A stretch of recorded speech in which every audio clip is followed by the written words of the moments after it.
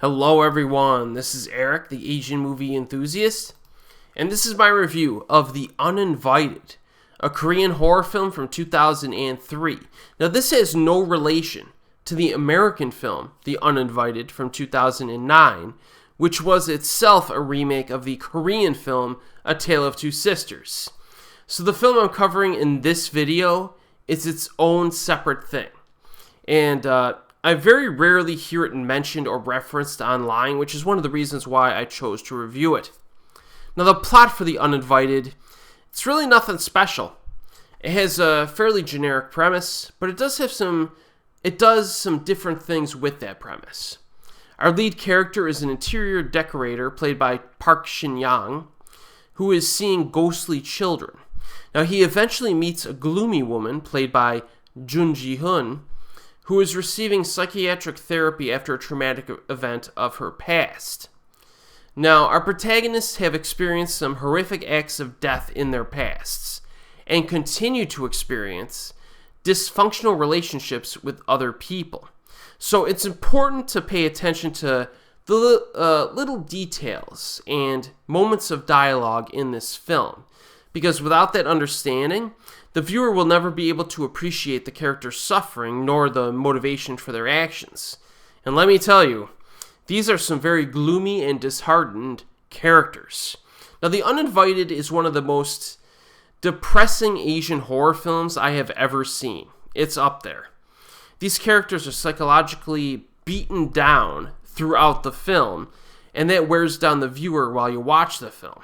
Now, this movie has had an impact on me over the years whenever I sit down and watch it. Now, the acting is what we've come to expect from Korean horror in general.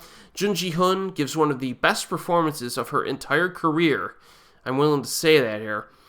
And she's most well known for her mega hit romantic comedy, My Sassy Girl, but she's very convincing in an atypical dark role that establishes her diverse acting range once and for all. Now, her character experiences depression, but it's presented in a very realistic way. It's not cartoonish. Very restrained acting style here. Even in those few scenes where she suffers a mental breakdown of sorts, she delivers it in a very realistic manner. And this film uses her character's interaction with other people, a steady tone, and a longer runtime to slowly but surely communicate her despair to the viewer. And I think it works. Now, I found it easy to sympathize with her and hope for her recovery throughout the film. Quality of acting does not begin and end with her, however. Everyone comes off looking good by the end of the film. Now, my favorite conversation in this film, because there's some good dialogue in this, my favorite conversation takes place in a car. There's two people sitting in a car, and one person tells the other person a story about a rainstorm and an umbrella. And I thought the way it was depicted and written, very insightful when you really think about it. So look out for that scene. Another important point to make is that the entire foundation of this film is human suffering inflicted by humans.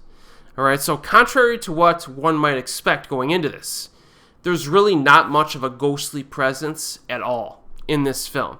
I would not even classify this as a ghost film, really.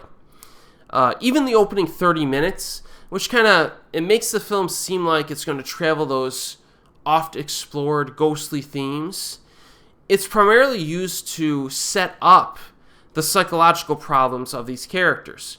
Almost all of the horror scenes in this film focus on disturbing historical events involving horrific events or murders or accidents that are presented in surprisingly unnerving ways. And this movie is pretty disturbing, but it's not like overtly visceral or overtly violent or gory.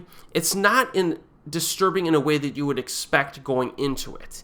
And I think a lot of that is kind of driven by the victims of these accidents and murders. And you'll know what I'm talking about when you get into this.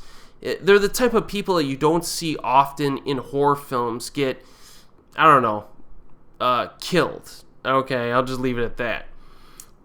But, this film, it's always difficult for me to, strongly recommend The Uninvited because it's so slow paced and it's kind of on the long side at over 2 full hours. But films like this can work. But when they don't work for you, it can get pretty boring. All right. So if somebody watched this film and they came back to me and said, you know, Erik, this film's pretty freaking boring. I don't know if I could mount a counter argument. I don't know if I could completely disagree with them. All right. But, you know, the first time I watched the film, I thought it was kind of dull. Second time I watched the film, I thought it was good, but a bit over long, a bit too long. And then the third time and subsequent times I watched this film, I was thoroughly engaged from start to finish. So, you know, I guess this is kind of a riskier watch for you. Okay, you have to be in the mood for a slow burn. But if you are, it could hit you well.